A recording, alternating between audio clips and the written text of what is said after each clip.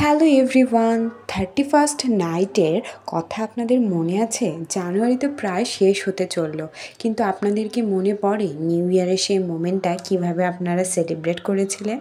আমরা তো ভীষণ মজা করে সেলিব্রেট করেছি। এখানে বানানো হয়েছিল একটা ভেজ কেক।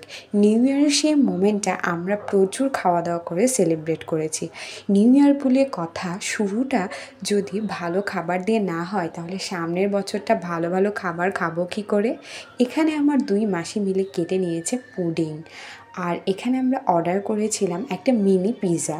পিৎজাটা ছিল চিজি পিৎজা। কী পরিমাণ চিজ ছিল এর মধ্যে! কিন্তু এটার টেস্টটা অতটাও ভালো ছিল না। সেই দিন ডিনারে ছিল ফ্রায়েড রাইস, চিকেন কষা আর স্যালাড। সবশেষে কিন্তু আমাদের একটা সফট ড্রিঙ্কসও ছিল, আর খাবারগুলো ভীষণ টেস্টি হয়েছিল। তো আজকে এখানেই বিদায় নিচ্ছি। টাটা।